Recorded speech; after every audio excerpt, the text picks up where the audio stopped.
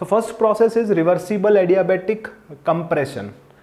Right, you know that reversible adiabatic is the isentropic whose entropy is constant, so it will be a vertical line, and if it is compression then temperature will increase.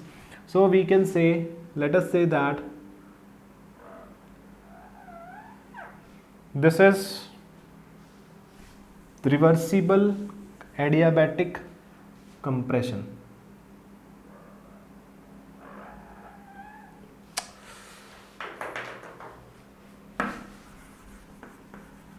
This is a straight line.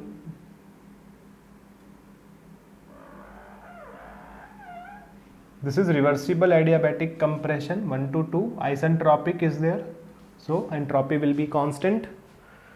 Then 2 to 3 we have isothermal heat rejection. Isothermal is there, so your temperature will be constant.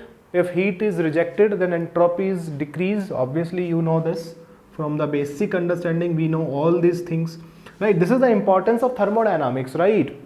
If you studied well thermodynamics, then RAC will be very easy for you. We are only implementing those concepts which we already studied. So 2 to 3 is isothermal heat rejection. So isothermal is there, then temperature will remain constant, and if heat is rejected, then entropy will decrease.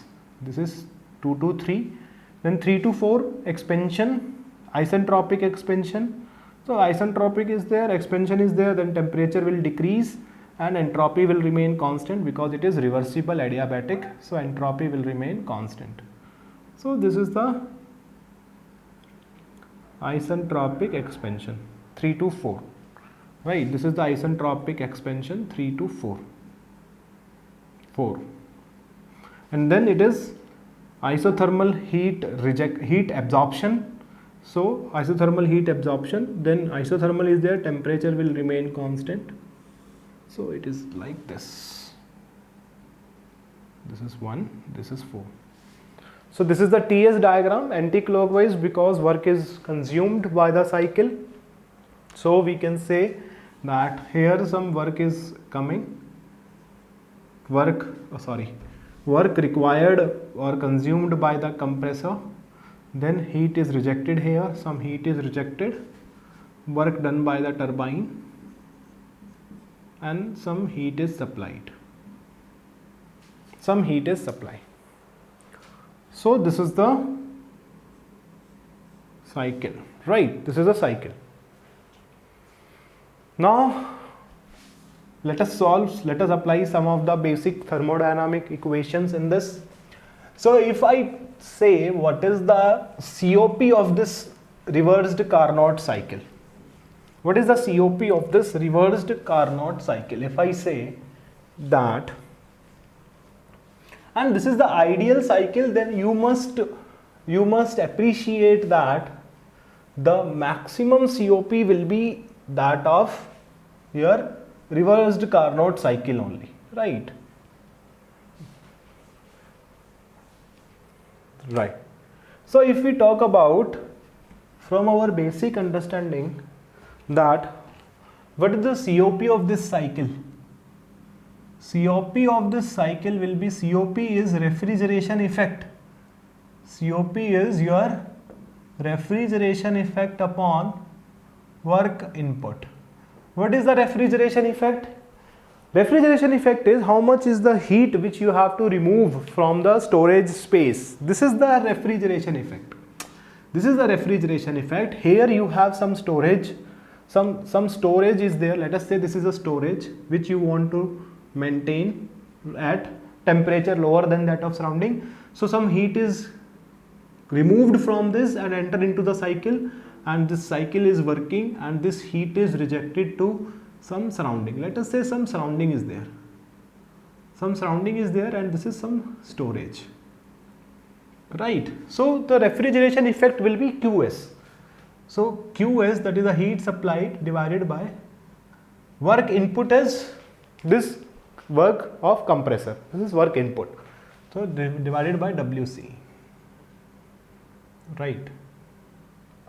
So this is the thing. Now let us find out what is the heat transferred during process 2 to 3 and your 4 to 1. What is the heat transfer? So first of all, find out what is the heat transfer in this process 2 to 3. Heat transfer in this process 2 to 3, that is QR, heat rejected, that will be equal to, this is a isothermal process, reversed isothermal process, and we know that what is the isothermal heat transfer in this case, right? If you apply the basic equation of the thermodynamics, then this will be equal to integration of TdS from point 2 to 3. This will be equal to integration of dds. You know that dq is equal to TdS. If you want to find heat, then it will be integration of TdS, right? Why we can write this? Because all the process are reversible, so this is applicable for the reversible process, so I can write it, right? So this is an isothermal, so this T will be constant. Let us say this temperature is the higher temperature TH, and let us say this temperature is the lower temperature TL, right? The temperature limits are TL and TH, so this will be equal to, temperature is constant, come out of the integration, TH into integration of ds, S3 minus S2, S3 minus S2, right? This is the heat transfer in process 2 to 3. This is the heat transfer in process 2 to 3. Similarly, we can find out the heat transfer in the process 4 to 1 will be equal to, which is heat supply, right, equal to integration of TdS from 4 to 1, right? So Q4 to 1 will be equal to, temperature is constant, coming out, that is the TL into S1 minus S4, S1 minus S4. This is Q2 to 3, S3 minus S2, and Q4 to 1 is TL into S1 minus S4. And we know from this diagram that S1 is equal to S2 and S3 is equal to S4. Isentropic process, these entropies are same. At 2 and 1 entropy is same, and 3 and 4 entropy is same. So we take it this. So we can say from here that S2 minus S3 will be equal to, S2 minus S3 will be equal to S1 minus S4.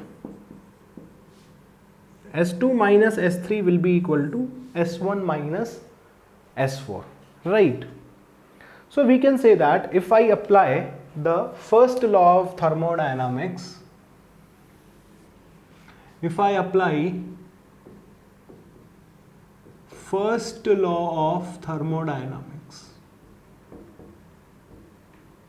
for a cycle, if I apply the first law of thermodynamics for a cycle, then first law of thermodynamics for a cycle says that the summation of all the heat transfer in a cycle,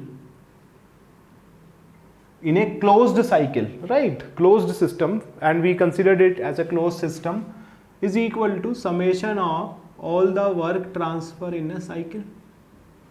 This we know, right, from the first law of thermodynamics. So we can say that what is the heat transfer? Heat transfer is heat transfer in process 2 to 3 plus heat transfer in process 4 to 1 will be equal to, this will be equal to, what is the net work? Net work will be work, this is work consumed, and this is work done by the system, this is work done on the system. So this will be equal to, you can write it like this, this will be equal to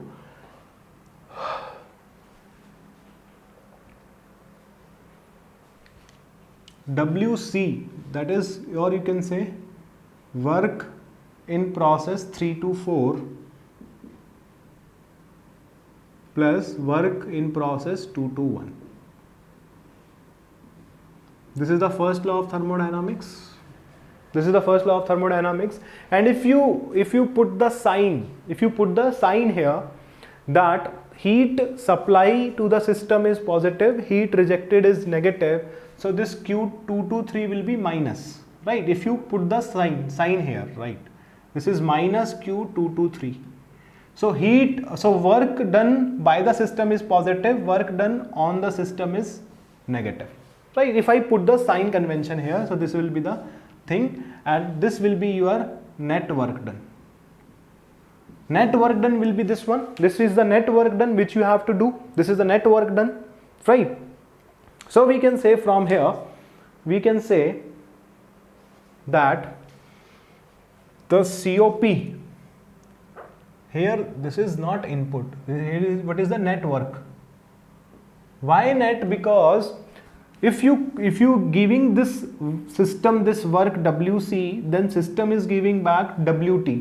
Then how much is the net work which you have to give? What is the net work which we have to give to the system? WC minus WT. Because this WT we can recover. This WT is recovered. We can get this WT. So we can say from here then that COP will be equal to you can write QS, that is heat supply divided by work required by compressor minus work done by the turbine.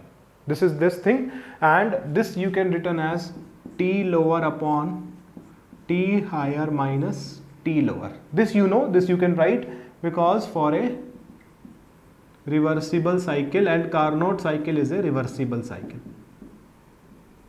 For a reversible cycle we can write COP like this, right? So this is how you can apply the thermodynamics law here, and you will get the result, right? Next one thing which we want to discuss is the right, if this is clear for all of you, this is the basic thing which we know. The next one small concept, small thing we are discussing about the reversed Carnot cycle is the assumption, or you can say limitation of the Carnot cycle. Limitations. Why this Carnot cycle is not used?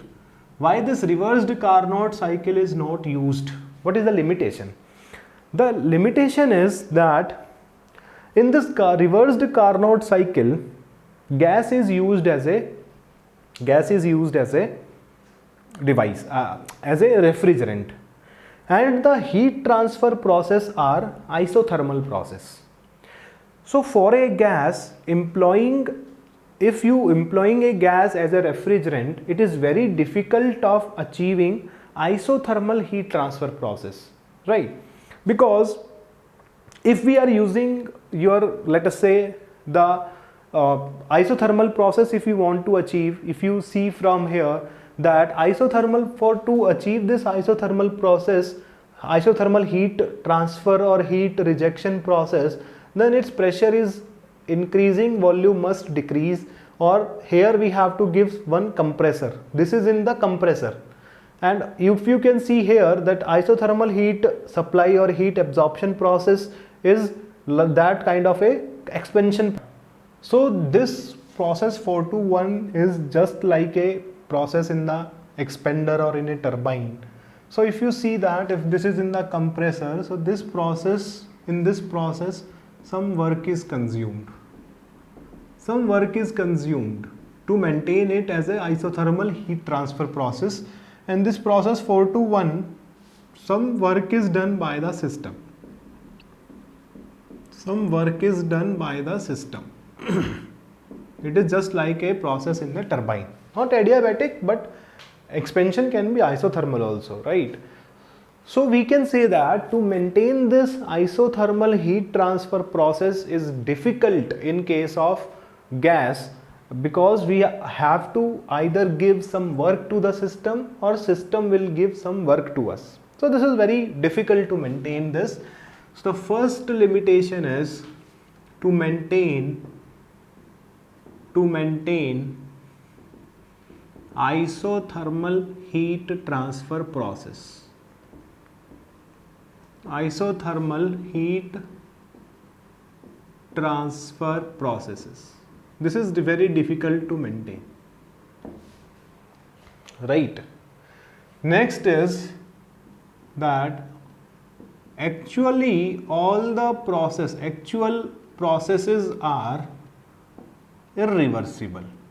In the reversed Carnot cycle, all the processes are reversible, but in actual scenario, all the processes are irreversible, and achieving a reversible process is very difficult, right? That must be quasi-static, or some conditions will be there, but you cannot eliminate the friction between the compressor wall, or some losses will be there. If the fluid is flowing through a pipe, through a duct, some frictional loss will be there, some minor head loss will be there, if we are discussing in your fluid mechanics also. So these losses cannot be avoided. So this, all the processes are irreversible, so that reverse Carnot cannot be used. And the third one is the, we can say that volumetric refrigeration capacity. The volumetric refrigeration capacity of this Carnot cycle is very small. The refrigeration capacity is very small, and this will lead to a larger compressor displacement, right? If you want to increase the volumetric efficiency or volumetric refrigeration capacity means, you can say that for per unit mass flow rate, how much is the refrigeration effect you are getting. So for that we are getting a very less refrigeration effect. So we can say that volumetric refrigeration capacity is very small. Volumetric refrigeration capacity is small in this case, is very small. So this is the third assumption of your Carnot cycle, and because of these assumptions only, we are not using the Carnot cycle as a reversed Carnot cycle as a your refrigeration cycle. So to eliminate this, we are using your reversed Brayton cycle or vapor compression cycle. We will discuss it one by one in detail.